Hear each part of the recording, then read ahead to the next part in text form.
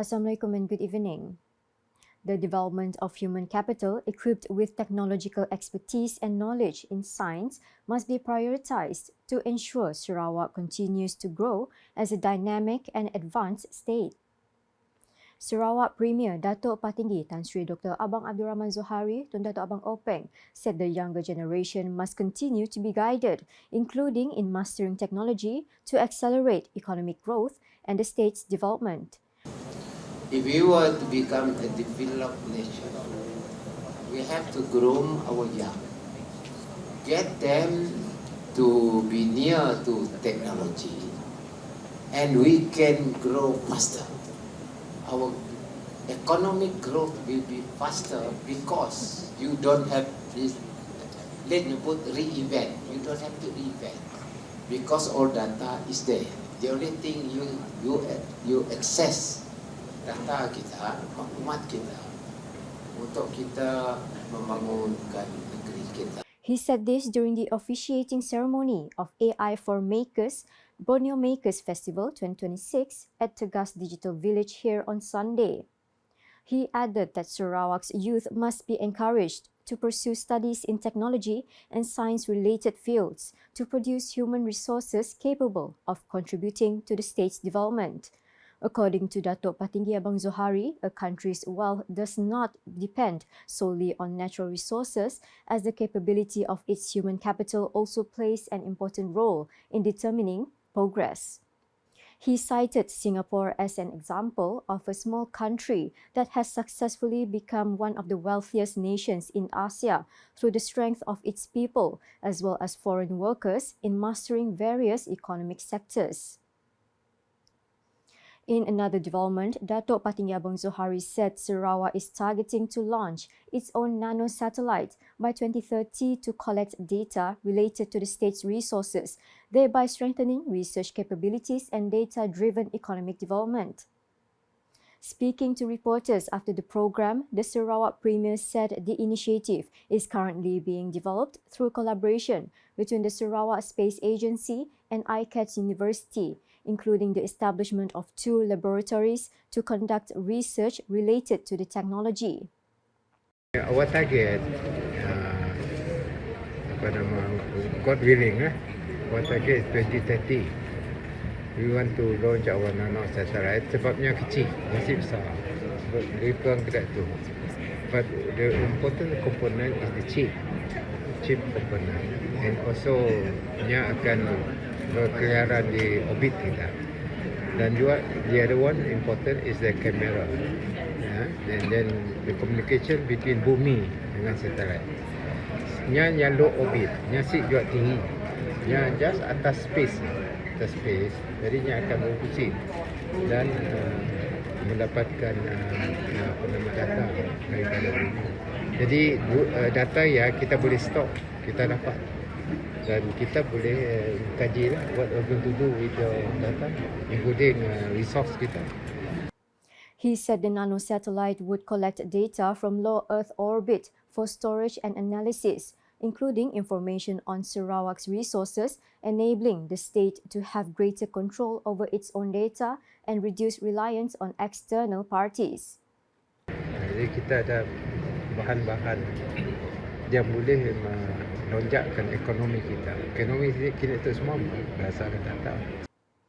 Furthermore, Sarawak is also targeting the development of local expertise in metallurgy, science and technology to enable rare earth elements (REE) to be processed and given added value within the state.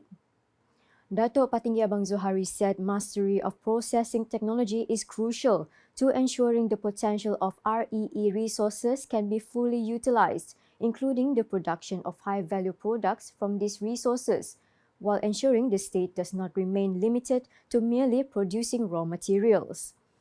Tapi kita mesti ada kepakaran sebab dia human capital kita mesti sedia. Dan juga kita mesti resource management kita, resource scientist kita mesti ada. Mudah you mesti dapat tambah ni lah. You mesti tahu macam magnet, kena ke malah magnet. Nombor 2 nak sebut saya tadi gallium nitride. Lagi siapa juga Tapi mesti ada prosesnya. Dan kita mesti belajar dari proses itu. Dan yang The Sarawak Premier added that metallurgy is among the areas of expertise that require attention as it is closely linked to the processing of metals and raw materials available in Sarawak to enhance the value of these resources, including materials with potential applications in the development of modern technologies. maksud saya di situ juga kita Sarawak dapat setidaknya mengembang ilmu ni lah, mula PhD on this subject. Dan juga kena menyadari dia dengan sumpah. Touching on the current haze situation in the state, Dato' Patiga Abang Zuhari said the Sarawak government has decided to postpone several major events as a precautionary measure, particularly to safeguard public health and safety. Memutuskan supaya major event stop. Bagi kebangsaan kita postpone, Maulud Nabi kita postpone, Sarawak ku sayang postpone dalam masa seminggu dua kita postpone. Kerana especially those who are asthmatic quite not good lah in this type of weather. Kita nak preventkan masalah. Kita boleh postpone kan. Kita dah postpone semua. Kita nak ubah dalam seminggu dua. Dalam 2 minggu tu siap pakai. Meanwhile, Dato' Patiga Abang Zuhari said the 2026 National Level Malaysia Day celebration, scheduled for 16 September, remains dependent on the prevailing weather conditions and air quality. He said the matter had been conveyed to Prime Minister Dato' Sri Anwar Ibrahim during their recent meeting in Brunei Darussalam. Sarawak's development continues to be driven based on the Post-COVID-19 Development Strategy 2030, PCDS 2030, which focuses on economic prosperity, social inclusivity, and environmental sustainability.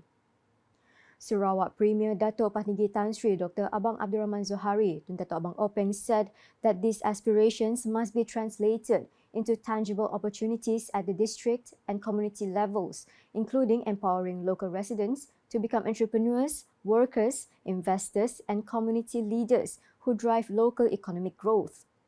He said this through a speech text read by Sarawak Deputy Premier, Dato' Amar Professor Dr. Sim Kui Hian at the Majlis Pemimpin Bersama Rakyat for Dalat District at Tebingan Dalat on Saturday. Dalat, this means strengthening sectors in which district already has considerable potential, including agriculture, fisheries, agro-industry, entrepreneurship, tourism, and other economic activities built around local resources and communities. We want the people of Dalat to be more than beneficiaries of development. We want them to be active participants and wherever possible, the entrepreneurs, the workers, the investors, and the community leaders who drive the growth of local economy. According to the Sarawak Premier, development should not be limited to the production of raw materials. Rather, emphasis must be placed on value adding through processing, branding, innovation, and broader market access. In relations, he said local products from Dalat ought to be marketed throughout Sarawak and beyond, instead of being confined merely to district or local markets. He noted that improving product quality, attractive packaging, effective marketing strategies, and the usage of digital platforms can assist local products in penetrating wider markets. The 23.7 million ringgit Ulu Rimbas Road upgrading project is set to strengthen connectivity among residents in the area while benefiting 13 long houses upon its completion. Sarawak Deputy Premier Dato' Amar Douglas Uga Embas said the project is highly significant for the people of Ulu Rimbas as the existing road was built a long time ago and requires upgrading. He explained that the project involves upgrading a 20.233 kilometre stretch of road to meet the Public Works Department JKR R3 standard at a cost of 23.7 million ringgit. He explained that the project involves upgrading a 20.233 kilometre stretch of road to meet the Public Works Department JKR R3 standard at a cost of 23.7 million ringgit. He said this when officiating at the project groundbreaking ceremony held at the Rumah Panjang Nanga Pek on Saturday. In a related development, Dato' Ahmad Douglas Uga, who is also Sarawak Minister of Infrastructure and Port Development, added that the junctions leading to each longhouse in the Ulu Rimbas area would also be upgraded. According to him, funding for the project was provided by the Sarawak government through the Betong Division Development Agency, BDDA, as part of the government's continuous efforts to improve basic amenities and connectivity in rural areas. He said the implementation of the project would not only facilitate the movement of residents, but also enhance access to local economic activities, particularly in the development of land owned by the residents. A total of 414 members of the Sarawak Para Contingent are now entering the final preparation phase ahead of the Para Sukan Malaysia Para SUKMA 22nd Selangor 2026 next month. The matter was confirmed by Sarawak Minister of Women, Early Childhood and Community Wellbeing Development, Dato' Sri Fatimah Abdullah, following her inspection of athletics and swimming training sessions at the Sarawak Youth and Sports Complex here on Sunday. The visit, which lasted more than an hour, also provided an opportunity for her to observe the athletes' training progress firsthand, while boosting their morale and providing support ahead of the biennial event. The athletes' preparations are now at a crucial stage, with emphasis placed on physical and mental readiness before the contingent departs for Selangor on 1st September. The Sarawak contingent will take on the challenge as the defending champions of the tournament, while carrying the responsibility of maintaining the state's excellent reputation in para sports. Para SUKMA 22 will feature 10 sports, namely boccia, para badminton, para lawn bowls, para chess, para archery, para athletics, para table tennis, para powerlifting, para swimming, and para 10-pin bowling. And that's the English edition with me, Didi Nursyafiqah. More news can be found in our official portal, ukas.australia.gov.my, and social media platforms, including Facebook and YouTube, concluding the UKAS Bulletin with highlights from the officiating ceremony of AI for Makers, Borneo Makers Festival 2026 at Tegas Digital Village here on Sunday. #Informasi Rakyat. Have a good night.